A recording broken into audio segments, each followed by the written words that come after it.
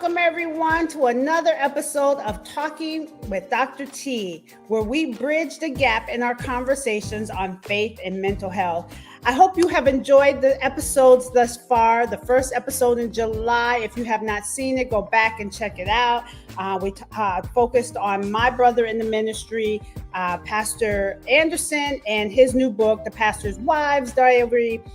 This past month in August, we had Pastor Tisha Dixon Davis. And so this month, I am excited to have my brother in the ministry, Dr. Paris Smith. And let me tell you a little bit about Reverend Dr. Paris Smith.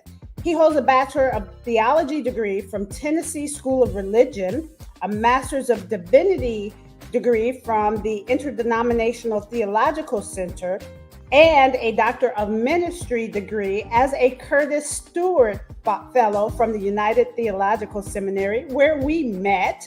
And he was under the focus group of my father in the ministry, Reverend Dr. William H. Curtis. Dr. Smith also served as an adjunct professor in the Religious Studies Department at Simmons College of Kentucky, a historically Black college and university, and Memphis Theological Seminary in Memphis, Tennessee. But what I love about Dr. Smith and his background and experience as a Black theologian and man of God, his heart is set towards preaching and teaching to empower people's lives and how they think about the gospel from a liberation perspective. So please welcome my guest for Talking with Dr. T this month, the Reverend Dr. Paris L. Smith, Sr. Good morning, Dr. T. Good to see you again. Good morning. Thank you so much for being on the show with us this month. Yes, it's a blessing to be here to share with you and to offer as much as I possibly can to try to help someone else's life navigate through some of the murkiness that we all have to deal with. Absolutely. Thank you. So we'll get started. And then, I just look forward to hearing from you, but also connecting the biblical, theological to the psychological foundations as well. So as the audience has heard, I gave a brief bio, but could you also provide the audience with information on your journey to and through pastoral ministry and leadership? Well, again, thank you and the AMETV for this opportunity for us Baptist folks to share some of our journey. Again, we are still in the same fight. We just on different battlefields for the Lord. I'm grateful to be a son of the Black Baptist Church, actually the missionary Black Baptist Church out of Detroit, Michigan. Not always raised in church. I didn't actually get involved in church until I was about 17. And even then, my friends in the church were actually the people I was drawn to, was the associate preachers as well as co-pastors and pastors, because I liked the fact that their lives were actually transformed by the gospel of Jesus Christ from a liberation perspective. My pastor at the time, who's gone on to be with the Lord, my father in the ministry, Dr. William H. Murphy Sr., who actually became bishop, was one who grew up in the rural South, and he was a sharecropper's grandson. And so his perspective on what was equality was based upon the fact that his upbringing, he had to sleep in a one-room tin shack on a farm, and with his grandmother and his uncle. And so his perspective on the gospel was everybody ought to have an opportunity to be free and to be liberated. Not knowing that I was growing up in the city of Detroit, where Dr. James Cone wrote some of his Black theology sitting in the balcony of the Shrine of the Black Madonna, listening to Albert Cleage preach, right? So here I am in the city, growing up with Black power and Black empowerment of people. I'll never forget the Ebony magazine that came out talking about young, Black, and gifted.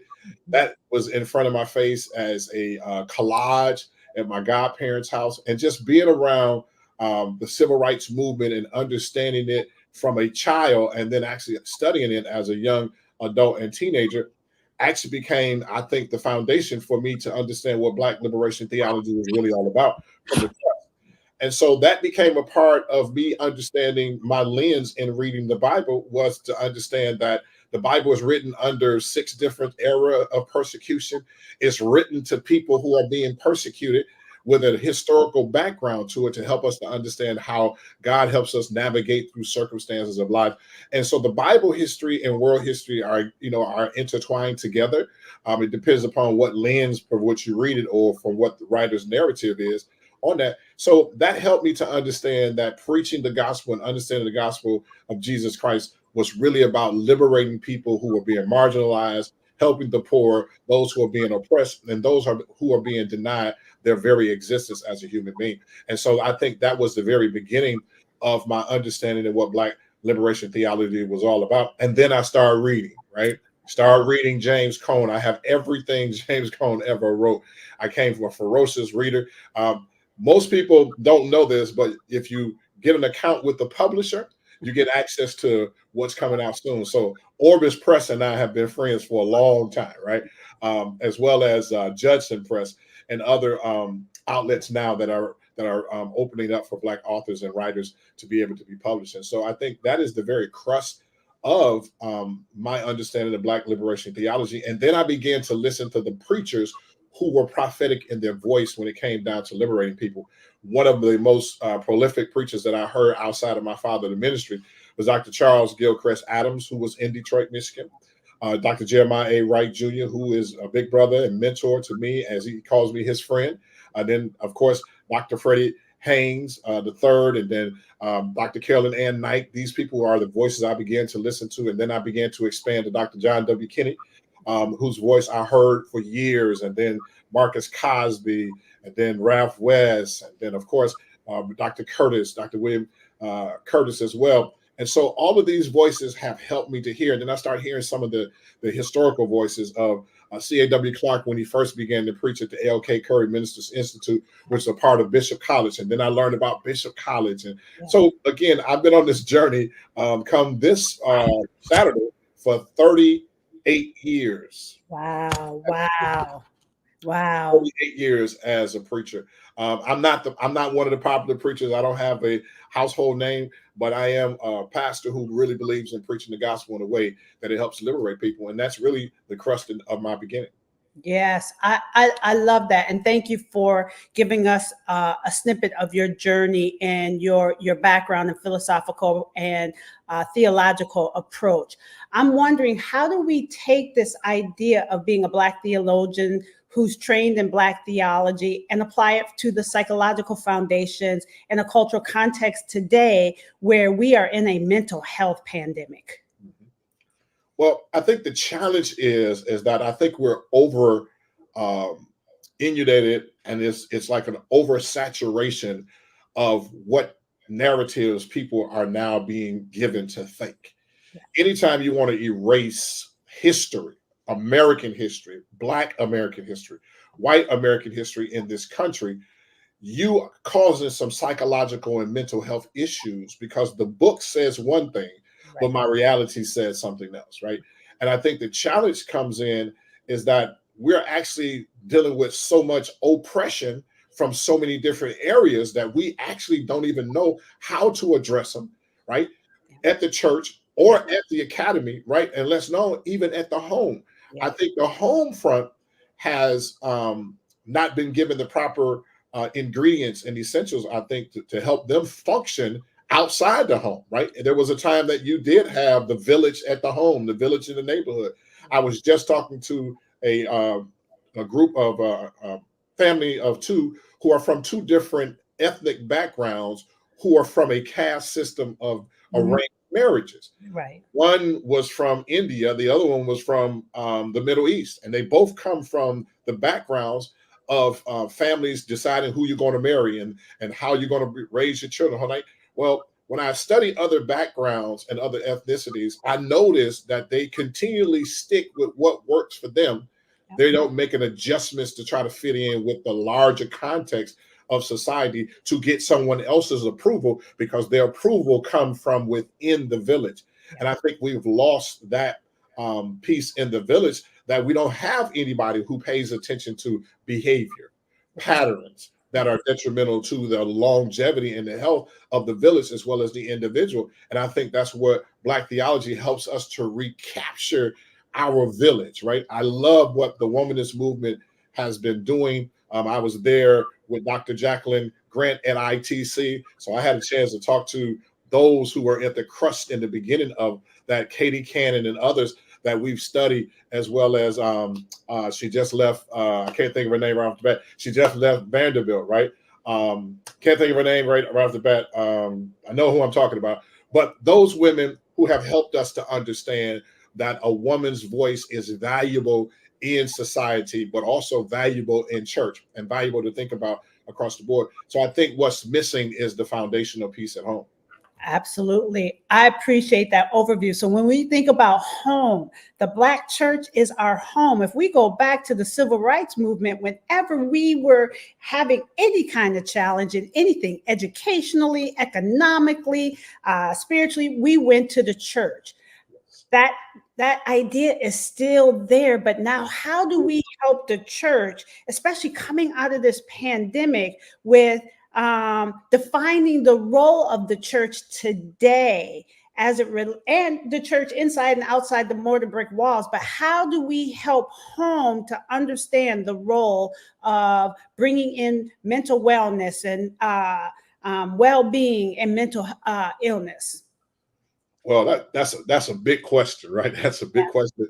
One of the things I think, and I learned this from Dr. Curtis in his preaching and his mentoring, is we're not leaving people with anything at church to wrestle with God at home. Right. People expect to come to church to get all their answers. There was a dissertation done on the Walmartization of T.D. Jakes' ministry, where the sister looked at the fact that he became the, I guess, part of the iconic image of making sure that when people came to church, they got everything they needed. Mm-hmm. The problem with that is that they never left church to go home to wrestle with God on some things that they needed to get answered. Because one sermon or sermon series does not answer all of the challenges that people have in their lives. Mm-hmm. So people have to have an opportunity to have what I call good sound bites to make them go home and say, okay, God, I heard what the pastor said today. How does that apply to me at home? And what works for me? And as one of my, someone I love to hear preach, Dr. E. Dewey Smith said, now, if you don't use it now, put up in the file, because eventually you're going to have to use it, right? And we don't give people anything. We got people coming to church and they expecting the church to do everything. And then when we start talking about mental health and mental illness, well, pastor, ain't nothing supposed to be wrong with you. You're the man of God. And they have not learned that there is psychological, mental health stuff going on all through the biblical text. Yeah. It becomes a reflection of our own life. When we look at the prophets, when we look at David, when we look at Jesus himself, they all dealt with the human reality of anxiety, depression, oppression, insecurities, the whole 9 yards. Even when you examine Jesus's time in the garden, he is sharing his human side, saying, God, let this cup, can I get this to pass from me? Can I avoid this?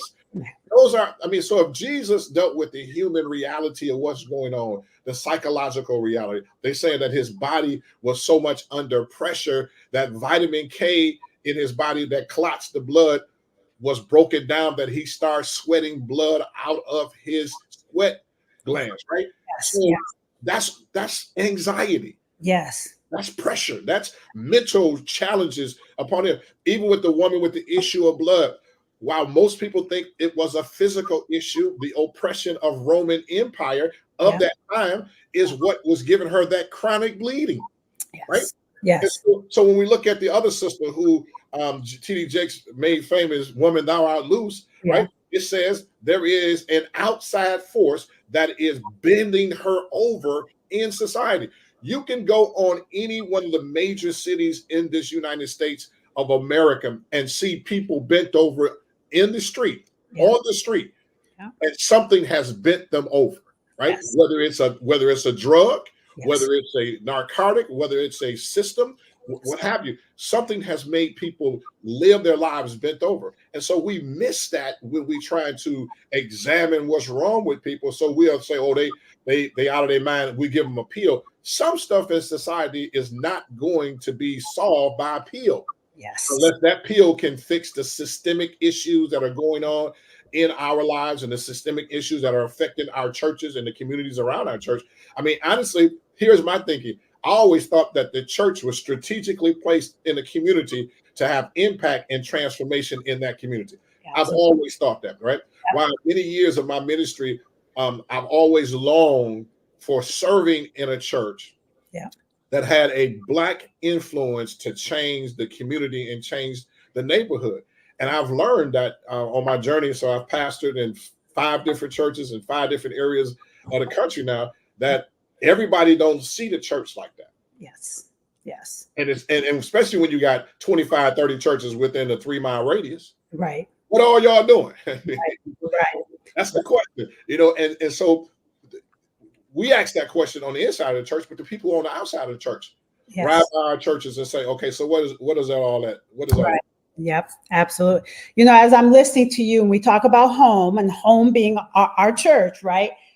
I'm hearing you identify that mind, body, and spirit are connected. So I'm here. If we talk about who you talked about, David, we could talk about Job, the woman with the issue, and even just Jesus. What is going on emotionally and psychologically can manifest into a person's body, right? So we should, when we talk about coming home, be addressing mind, body, and spirit. Right? Because whatever's going on emotionally and physically can sure impact a person spiritually and their faith development. And Jesus is asking, do you want to be whole? We're talking about shalom and peace. So what is home? What is the church's role? Because we can't be the be all, the end all, but if people are coming home, what is our role in terms of counseling, pastoral counseling, preaching and teaching at home? Well, that's a very loaded question, right? Yeah. I appreciate that. One of the challenges I think that's missing at church is that we're expecting the pastor to do everything. Yeah. There should be a team of people. I'll never forget this. When I pastored in DC, I asked a mental health expert to look at our bylaws and constitution, the church's governing documents, to see whether or not they were mentally healthy for us to live with. Yeah. Yep. Right. And most people don't know that if the church doesn't have its governance healthy to live with, then what it's going to preach and teach is not going to be healthy for people to take home with. Yep. Yep. Right. Yep. I was fortunate to take a vacation by myself, had never had one. So I said I wanted to go to Boston. I needed to see Harvard University. Yeah. And I just wanted to see these monuments of education. Right. Then I got a little bit investigative and understood the reason why Harvard and Yale were even developed was to educate clergy, not the community, but to educate clergy in the very beginning, because the people who migrated here from Europe and other places didn't have education. They had great work ethics, but they didn't have education. They went to church to hear what the preacher said. And Harvard and Yale were developed to keep the congregants from being ignorant from unlearned preachers. Yes. Yes. So here again, I'm going to stick my finger in it and say uneducated preachers can be a blessing to the church, but it's more of a blessing if you get some form of accredited education so you can understand the tools you don't have and learn how to use the tools that you need to learn how to have. And I learned from doing that study on Harvard and understanding how they develop a society of thinking. The Brahmins, right? Yeah. These different groups of people who decided who they were going to marry, who was going to be president, vice president, who was going to be a senator, who was going to be a doctor. It sounded like a caste system or a control system, but it was developing a home system that would deal with all of the stresses and strains that life offers people. Yeah. And I think what's missing is that we don't invite these experts to help us lead our churches and our communities that could be a blessing to people at home. You know how I learned about good work ethic? Going home with deacons. Yeah. And seeing a husband go to work, a wife go to work, a son go to work, a daughter go to work, I had my little janitor job at the church, and I saw it modeled in front of me what family looked like. Yeah. Outside, didn't have that dynamic at home, so I had to come home and struggle with the reality. I saw this, but I'm living this. Yeah. I went over to my godparents' house. There were people who worked at Ford, GM, Chrysler, Fisher Body, and New Haven Foundry, which is a steel plant in Michigan. Middle class UAW people. I saw that. I saw my godmother do hair. So I saw working people over here when I went to my parents' house. But when I went home, I saw drug dealers, hustlers, gangsters, drug addicts. So I always wrestled between the two, trying to live between the two worlds until eventually when I got like 17, 18 years old, 17, I became part of the church. But I started seeing life. Which one do I want to choose?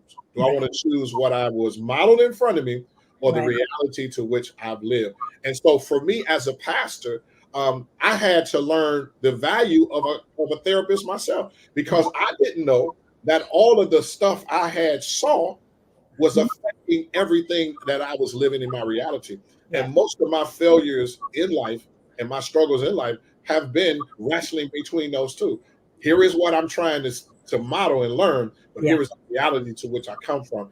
And I'll never forget Dr. Curtis helping me to understand that, understanding that dynamic in myself, to deal with that, to wrestle with that. And so I think the problem comes in is that we think that pastors are supposed to be Superman, Wonder Woman, Batman, and Robin all together, when we need a team of people.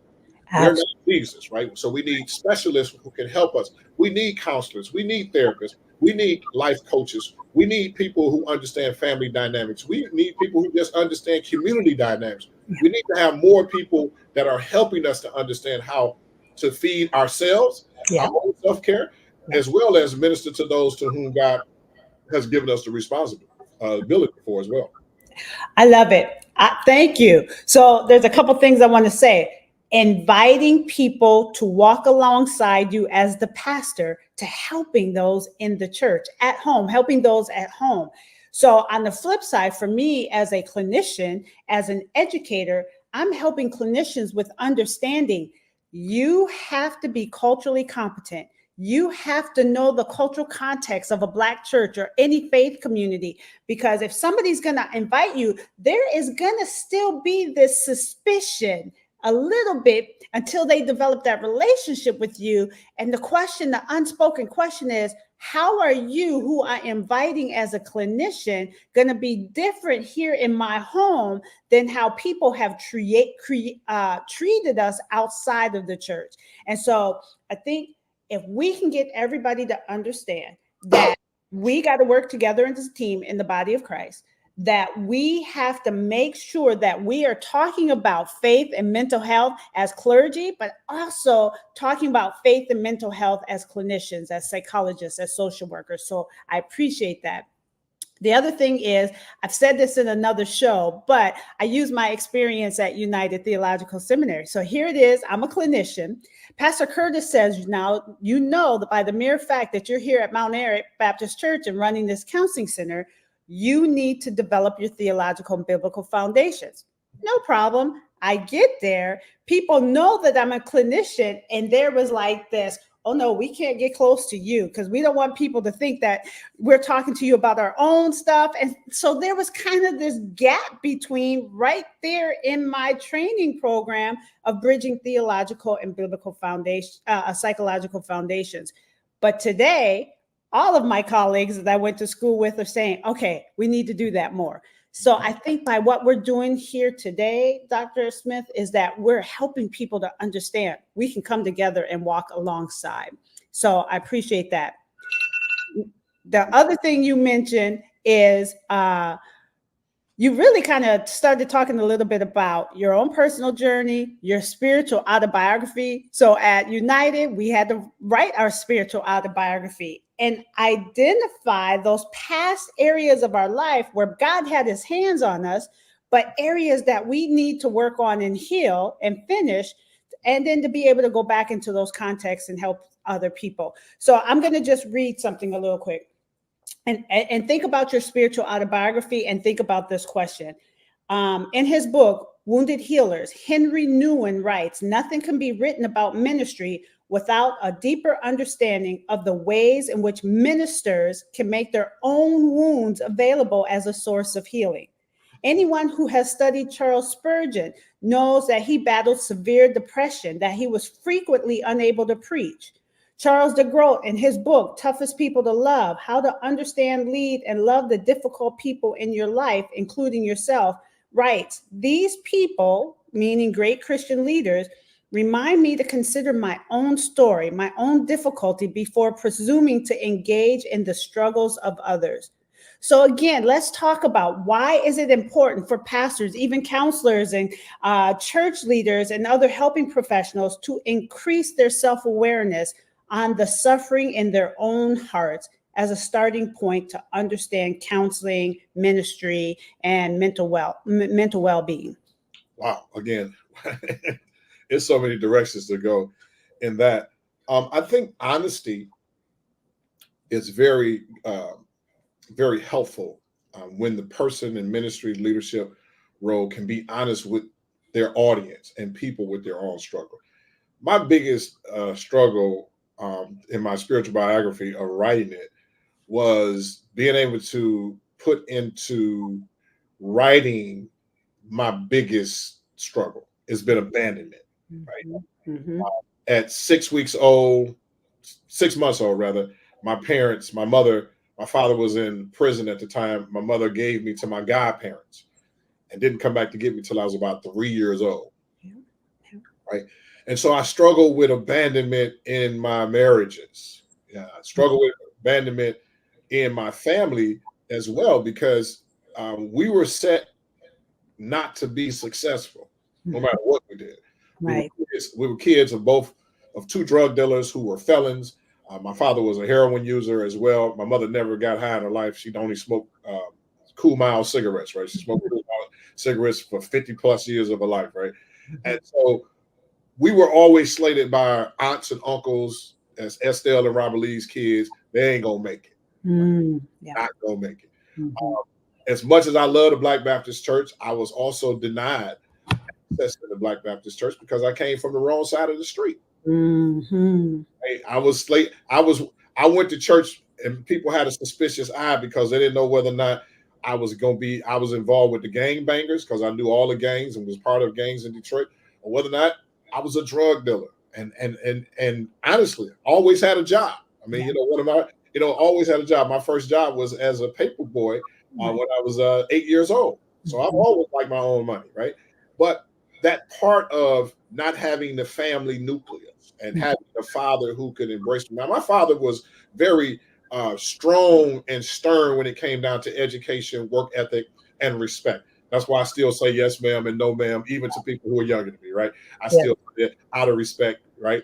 But that was my parents' way of giving me some kind of dignity. So my father's issue was get your education, because once you get it, the white man can't take it away from you. Absolutely. Yep. He was born 1929, the year of depression, in the Brewster Projects in Detroit, Michigan. So he was technically from the very bottom of the bottom. My mother didn't graduate from high school. She went as far as the 8th grade. Her mother and grandparents and family were a part of the whole slave trade down in Florida. My father was part of history of slave out of Paris, near Paris, Kentucky, to which I'm named after Paris, right? Kentucky. And so for me, Dr. T, has always been the abandonment piece. So when I decided to write down that spiritual autobiography, one of the things I'll never forget that Dr. Curtis said to me was, he said, "I'll never abandon you. Yeah. You don't have to impress me. You don't have to," because I was trying to wear my clothes to be impressive. He's like, "You don't need to put no fancy clothes on. You're here, and that's enough. And I'll never abandon you," right? And to this day, since 2012, he has never abandoned me, right? Now, he'll get in my behind when it's necessary, or he'll just let me learn the hard way because he knows I can be hard-headed. But the fact that someone was able to look at it, him and Dr. Gina Stewart actually, was able to look at it and say, his problem is abandonment. So my marriages have been abandonment issues. My personal relationships with people have been abandonment issues. But then there's been some relationships I've had with people that's not been abandonment issues. They just understood my struggle. So I have tons of friends in the city of Detroit and across this country who can tell you about my dreams. I dreamed of going to school. I dreamed of being a pastor, right? So one of the biggest challenges for me was dealing with the whole issue of abandonment, Yeah. and then being able to identify it in the people to which I serve. And Yeah. so I am guilty as a pastor of not being, sometimes being over transparent to the point it was detrimental. Yeah. But not being honest with myself and saying, hey, I shouldn't have never gotten married the times that I did, and been honest with that. Yeah. And just really been able to tell people, this ministry life is not for you. This is Yeah. my calling. This is my burden. And Yeah. guess what, sister, you can't go, because signing up for this is Yeah. going to be some stuff I can't explain. There's going to be some things I'm wrestling with, and Yeah. so I got a mental therapist that I see every Thursday, right? Yeah. And she, this is my second one. They're walking me through all of this stuff that I had balled up and raveled up in me, and start unraveling it and taking accountability and responsibility for my own actions, and not blaming, well, this is what I didn't get at home, and I didn't this and this and that, right? So I've always had a job. So I never had a work ethic. Yeah. I've always had a job. I worked 32 years at Ford Motor Company, pastored and worked at the same time. I don't have an education problem. I get degrees. Yeah. I had a problem with dealing with the human factor of how do I deal with my abandonment?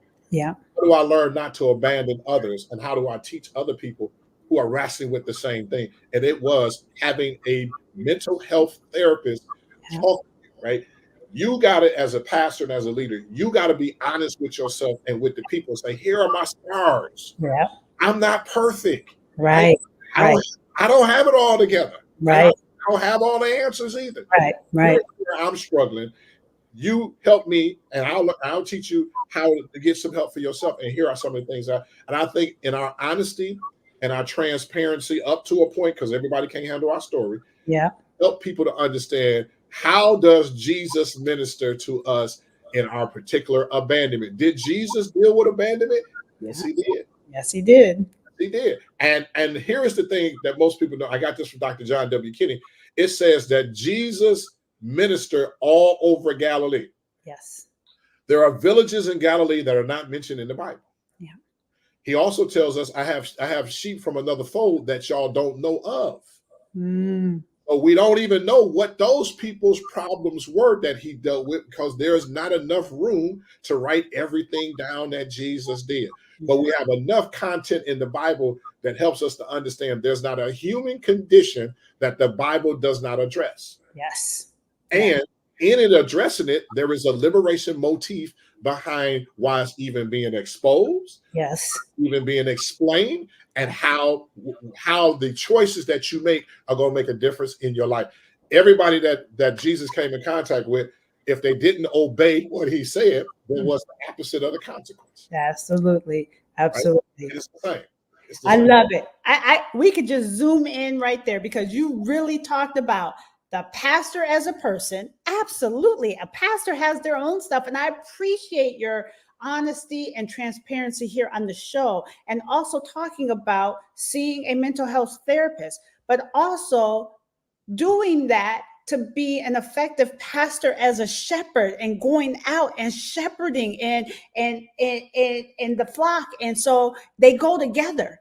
And so I hope people, as you're listening, that you understand we all have some areas that we need to go back on and finish some unfinished business to heal from.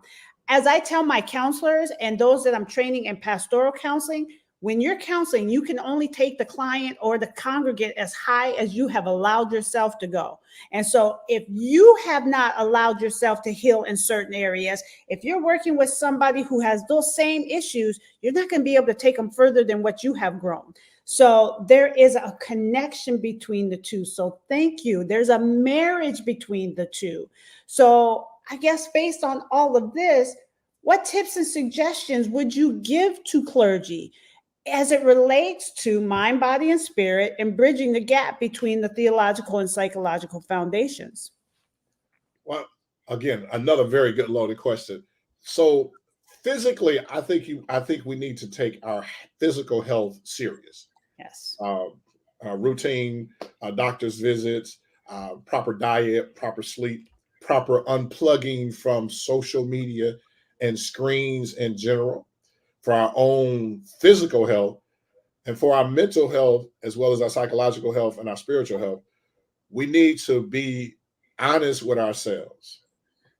Make sure that we're honest with our therapist. As a matter of fact, I see my therapist today, right? At, right, on schedule at 1 o'clock. And being honest with ourselves and understanding that we all need each other. We cannot fight against the enemies that are outside of us if we don't deal with the struggles within. I recently stepped down from my assignment as pastor because I decided that my mental health and physical health was more important. And I heard this voice that say, don't let this situation kill you. I had never been sick in my life and found myself on blood pressure medicine. And then they had to double the blood pressure medicine, right? They did all the physical stuff that was necessary. Oh, you just need to trim off a few little pounds. Yeah. And, you know, you need to take care of this and that. So I lost weight. They said, but wait a minute, your stress level is high. Yeah. Right. And I'm thinking, really? Therapist says, whatever's causing your stress level to be so high, you'll mess around and have a stroke. Yeah. You'll have a stroke and won't even know you're having a stroke because your body can only take so much. Yeah. Right? And I think that pastors need to approach pastoring, leading people, and understand that you're going to have some limitations. Yeah. Learn your own individual limitations. Try your best to take care of your own mental health and well-being in order to be a good pastor, a good mentor, a good father, a good husband, a good friend, right? You need to do some self-work. Yep. Now you got to do some leading, right? You still got to do some leading. You just got to do some things for yourself, but you're going to have to do some self-healing, self-examination, and you're going to have to talk through your own crap. Right? You just got to be honest that you got your own stuff that you need to, it needs more than just deodorizing. It needs to be eradicated. Yes. You can't keep spraying perfume on it and think it's going to be different. Right. It is, right? Right. And once you're honest with yourself, then true transformation can happen in your own life once you're honest with yourself. Yes. Right? Yes. I had to come to grips with, you know what? Ministry and marriage for me is not the balance. Yeah. Yeah. I am more of the single pastor who ministers to people and help them get through their stuff because I've been through enough failures to help you not fail. Yeah. Right.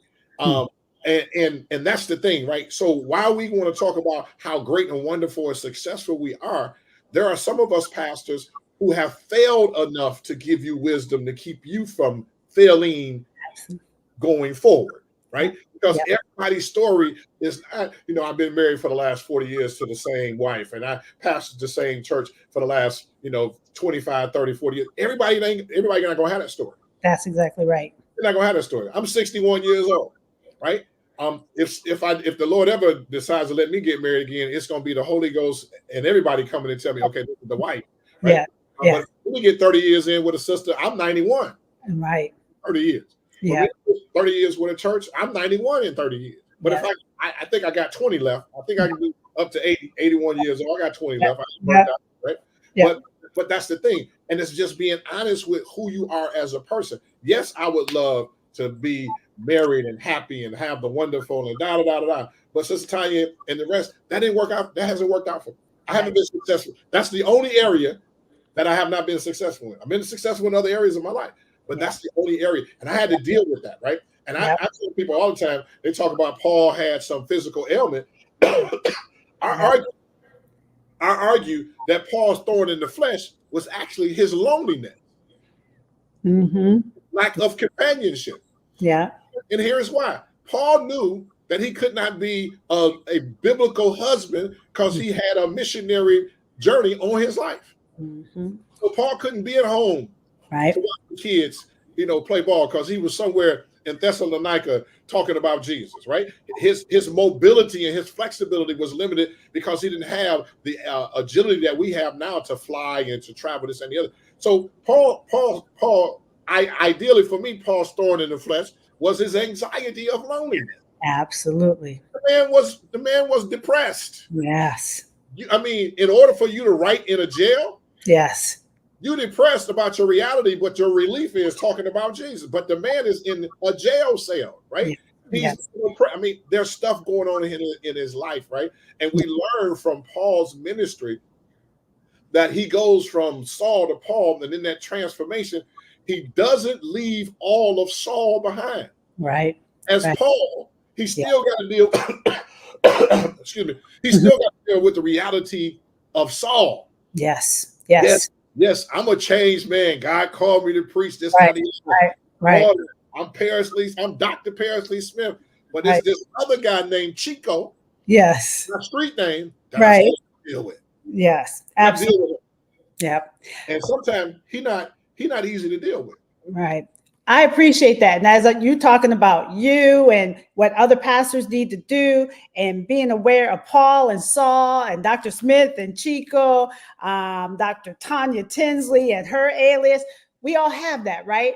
But I think as we think about the Gospels and we think about Jesus died on the cross for our sins, for us to live. So we have to think about what patterns of behaviors in our own life must die in order for us to live. So thank you for sharing that. Now, we've given some tips and suggestions for other pastors and clergy.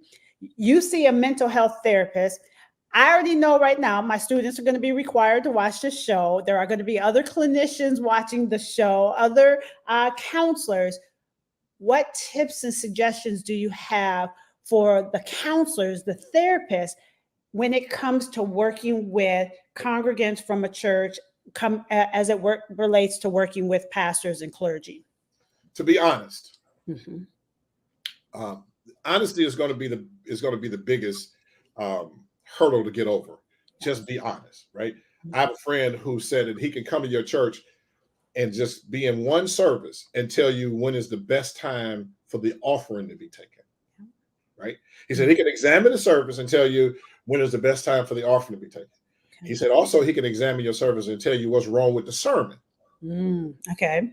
Right? Because he said that most pastors never allow anyone else to examine their sermon for coaching reasons. Because he says pastors have so much pride, like they got the most sacred word from God, that it doesn't need to be examined. There are clusters of preachers across this country, some of them from the Curtis Stewart Fellow group as well, who get together and work on sermons together. I think that is the most brilliant, informative, inspirational thing to do, to get together with other clergy and work on sermons that are going to be psychologically healthy, spiritually healthy, and mentally healthy for the congregation to receive. I think the dinner of Sunday morning sermon or Wednesday night sermon or revival needs to go through some other filters to make sure that it's going to be fitting for the congregation to receive. I also think that workshops and unplanned examinations of congregational behavior and pastoral behavior learn how to marry each other through the professionals, right? Because the worst thing you can ever do is ask an educated professional to come to church and take off all of their training. That's the worst thing you can do. The best thing you can do is say, Sister Tanya, here is my sermon for Sunday morning. Look at it for me. I want to address family dynamics in the Black church. Does my sermon offer the helpful hint for wholeness for a family? And in doing that, you allow the Holy Spirit not only to use you as the pastor, but use the clinician that the Holy Spirit has allowed to be trained to help build the body of Christ to be a healthy, viable and vibrant being in this world. We got to remember the church is not the brick and mortar. The church is lively stones. These are about people. These are about lives. These are about generations. These are about things that people have invested their whole being into. So it's inviting and it's being honest. Tell me, Rev, that ain't going to get it, Doc. We need to go into the lab. That's what we need. We need pastors to be open to the clinicians, and we need our specialists to have relationships with pastors that are not suspicious. Absolutely. You may not necessarily be the best friend, but you need to be on the leadership team. You need to be involved in the leadership team of a church, of a community, even if it's not a church, but a community center that is making impact in that community. You need to be on the team that's doing the teaching. Colors make a difference for people. We learn that psychologists teach us that colors changes the moods, and colors affect how you sleep. Colors affect how you learn. Right? These are the dynamics. Is our music theologically oppressive, or is it theologically liberating? What about our hymns? What about the scriptures we use? How is the dynamics of our church service affecting? And here is how you tell that the church has a healthy perspective on preaching, teaching, leading, and exempling, is that the church grows. Not because they shouting, not because they got a whole lot of enthusiasm. Yeah, there are some denominations that thrive on that, but churches that have constant maturing Christians are not always full every Sunday. But they're full. They're just not full every Sunday. Because now we don't live in an every Sunday age. We live in a once a month and sometimes twice a month age. So basically, the average pastor that pastors more than 100 people and sees 100 people every Sunday, it ain't the same 100 people. There's different congregations that come for different reasons. Because some people come to Mount Aaron on Saturday because they work on Sunday. That's exactly right. They've been doing that for years. I mean, I've been watching Pastor Curtis for 15 years. They've been doing that for 15 years. One of the few pastors in the country who had Saturday service, but there were white pastors who were having Saturday service for their substance abuse people, and there's 700, 800, 900 people all over the country. Right? We just don't hear about them because they're not on our social media vein, but they're there. So it's understanding meeting the needs of the community, meeting the needs of your congregation and the families of your congregation, and being honest with the pastor and say, hey, Doc, we might need to sit down because that sermon didn't get it. What are you going through? Right? What's going on with you? Because that wasn't your regular. And honestly, and when you look at some of the pastors and some of the work that they're doing, their churches are growing, and they're growing because they're developing mature Christians. They're not developing codependent on the pastor to be their Christian. That's exactly right. They're developing mature, independent Christians who can think. I'll never forget it. I was at IC3, and I was walking around and got introduced to the brother who is involved in the church where I was with Dr. Ralph West, who him and his wife were leading the youth ministry. They had 5,000 kids. And he said, we didn't campaign for them. We started with 30, 5,000 kids. All we do is do what, we just digest, we break down what pastor shares on Sunday morning, kids content, and let the kids be kids. And you see the development of basketball players and football players and all these superstar people who are coming out of our churches now. So they were incubated, they were matured. They were cultured by a gospel that liberate them, help them to think, help them to get some help when the pastor's hand was no longer long enough to reach them, that there are other professionals like yourself and those in your field and other fields to help that congregation be together. And I think that's the most critical thing that we need to offer to our pastors as well as to our clinicians as well. I love it. And I'm going to come back to what you were saying about to think. Let me say this for my clinicians who are watching, for those that are already licensed, for those that are training. What you just heard Dr. Smith talk about right now is really related to the multicultural and social justice counseling competencies. He is saying that if you're going to be effective, you got to have your own level of self-awareness.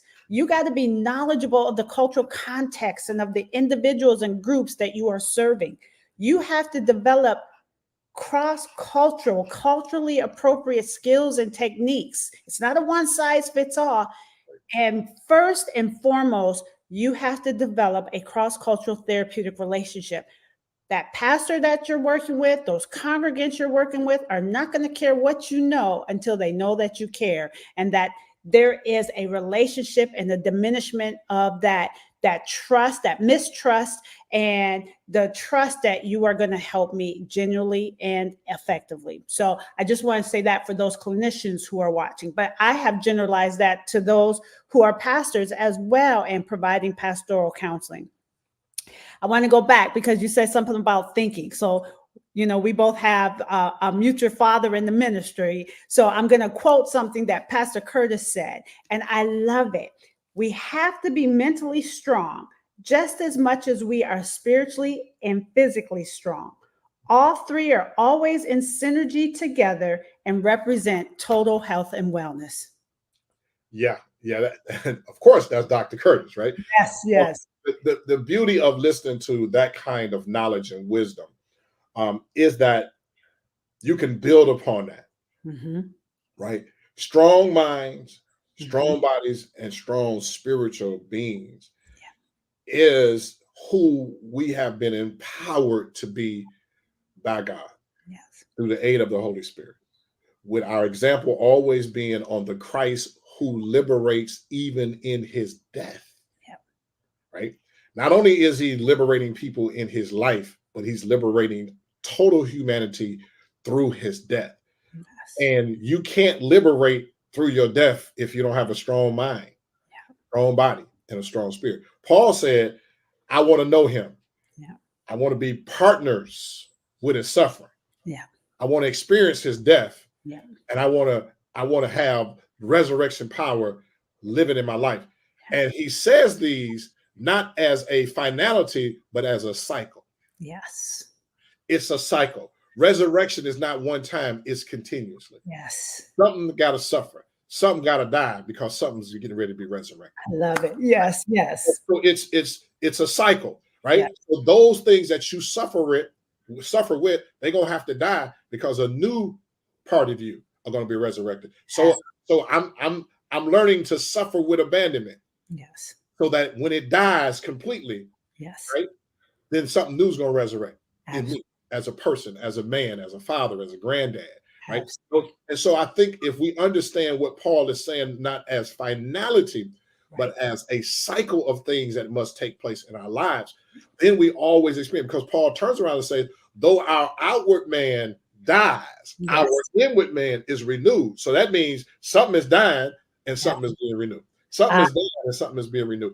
And I think that if we approach our duality of the physical and the spiritual, the psychological and the mental, right? The in church and the at home, and at the job, at school, at our civic organizations, if we understand that something has suffered so something could die, because resurrection is always on the horizon, it allows us to strengthen ourselves internally.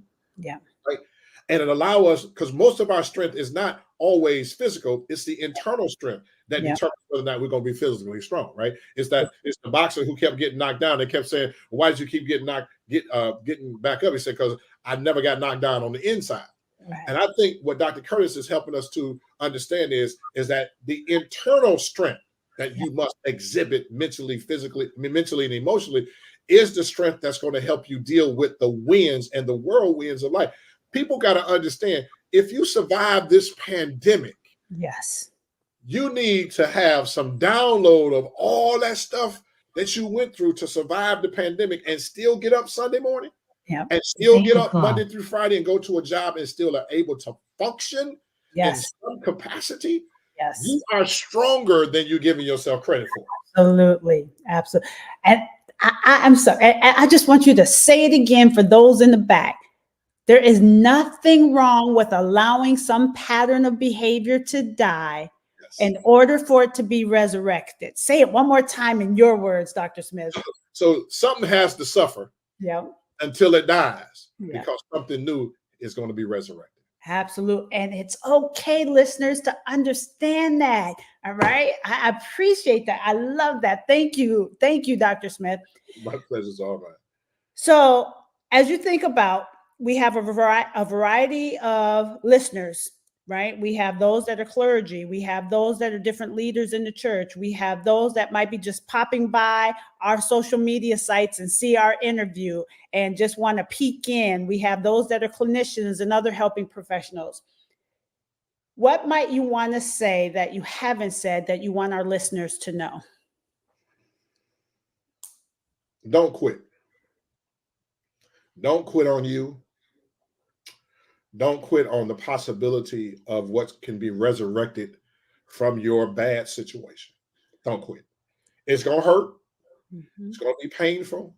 You're going to deal with some loneliness. You got to deal with some people having things to say. Mm-hmm. But sometimes you have to deal with the noise and keep on pressing. So don't quit. One of the hardest times of my life was what I've just gone through. I've been through stuff, but I had never been through this kind of situation ever. To have to step down from what I believe God had called me to do.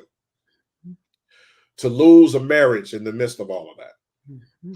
And deal with the fact that I was no longer pastoring at this particular time. At this particular time. Let's be clear. Yeah. I'm just on a temporary stay because there's another assignment coming. So yes. There's another assignment coming. Yes. But to accept the fact that I am responsible for a lot of what has gone on because I allowed myself to not listen fully to what God was saying. Mm-hmm. My biggest butt whooping ever in my life was, I'll never forget this. God said, I called you to preach.